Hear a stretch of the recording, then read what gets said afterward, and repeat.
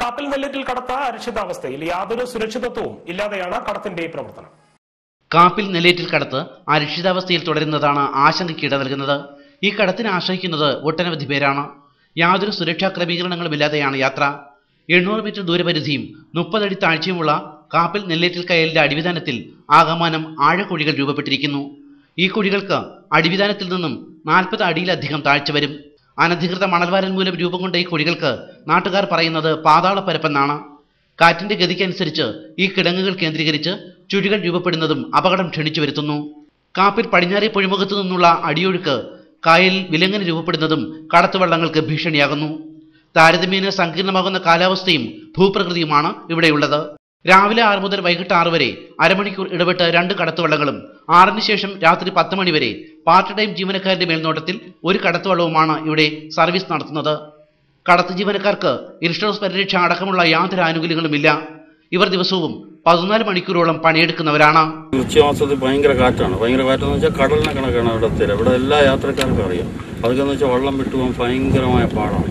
പിന്നെ എങ്ങനെയെങ്കിലുമൊക്കെ മണിക്കൂറുകൾ കഴിഞ്ഞാണ് ഓരോ വെള്ളമൊക്കെ പോകണം. അതൊക്കെ പഠിക്കാനൊക്കെ പോകുന്ന കുട്ടികളൊക്കെ വളരെ ബുദ്ധിമുട്ടായിരുന്നു. അതിനെയൊക്കെ തരണം ചെയ്ത് പോകണമെങ്കിൽ ഇതിനകത്തൊരു മോട്ടർ വെച്ചാലേ പോകാൻ പറ്റും. അവർ പറയുന്ന ഒരു 16 യാത്രക്കാരെ വള്ളത്തിൽ കയറ്റാൻ പറയുന്നത്. പക്ഷേ ഇവിടെ സെക്രട്ടേറിയറ്റ് പോകണവർ, കളക്ടറേറ്റിൽ പോകണവർ, പഠിക്കാൻ പോകണവർ, വർക്കല എസ് കൊല്ലം എസ് ഓരോ കമ്പളത്തിൽ പോയി സാധനങ്ങളൊക്കെ പഠിക്കുന്ന ഇഷ്ടംപോലെ യാത്രക്കാരുണ്ട്. പക്ഷെ എല്ലാവരും നല്ല സഹകരണമാണ്. അതുകൊണ്ടാണ് നമ്മൾ മുമ്പോട്ട് പോകുന്നത്. അല്ലെങ്കിൽ ഭയങ്കര ബുദ്ധിമുട്ടാണ്. അവർ തന്നെ കോളും കാറ്റൊക്കെ കണ്ട് അവരും നമ്മുടെ സഹകരിക്കും. പക്ഷെ അതിനെല്ലാം നോക്കുകയാണെങ്കിൽ ഒരു ചെറിയ മോട്ടറെങ്കിലും സർക്കാർ വെച്ച് തന്നാൽ ഇത് ഓടിച്ച് മുമ്പോട്ട് പോവാം. പിന്നെ ഈ ഇരിക്കുന്ന എനിക്ക് പോലും സർക്കാർ ഇൻഷുറൻസോ ഒന്നും ചെയ്തിട്ടില്ല.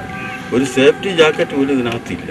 പ്രാരംഭഘട്ടത്തിൽ പൊതുമരാമത്ത് വകുപ്പിന്റെ നിയന്ത്രണത്തിലായിരുന്ന കാപ്പിൽ നെല്ലേറ്റിൽ കടത്ത് പിൽക്കാലത്ത് പൂതക്കുളം ഗ്രാമപഞ്ചായത്തിന്റെ അധികാര പരിധിയിലായി. കൊല്ലം ഇറിഗേഷൻ ഡിപ്പാർട്ട്മെന്റ് വർഷത്തിലൊരിക്കൽ കാര്യക്ഷമതാ പരിശോധന നടത്തി ലൈസൻസ് പുതുക്കുകയാണ് പതിവ്.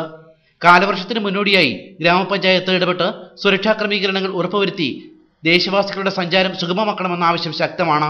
ഈ യാത്രക്കാർക്ക് ഒരു സുരക്ഷിതത്വമായിട്ടുള്ള രീതിയിലുള്ള സേഫ്റ്റി ജാക്കറ്റുകളോ അതുപോലെയുള്ള മറ്റുള്ള എന്തെങ്കിലും കാര്യങ്ങളോ ഈ സർക്കാരോ ഈ പഞ്ചായത്തോ ഒന്നും ചെയ്യുന്നതുമില്ല. ഇങ്ങനെയുള്ള ഈ കടത്ത് ഈ പരിസര പ്രദേശത്ത് ഇത്രയും ദീർഘദൂരമുള്ള ഒരു കടത്ത് ഈ ഭാഗത്ത് മാത്രമേ ഉള്ളൂ. അത് എന്താണെന്ന് അറിഞ്ഞുകൂടാ. അതിലെ ഉദ്യോഗസ്ഥന്മാർ, ആ വള്ളത്തിൽ ഇരിക്കുന്ന ഉദ്യോഗസ്ഥന്മാർ തന്നെ വളരെ ത്യാഗങ്ങൾ അനുഭവിച്ചാണ് അവരിപ്പോൾ മുന്നോട്ട് പോയിക്കൊണ്ടിരിക്കുന്നത് തന്നെ.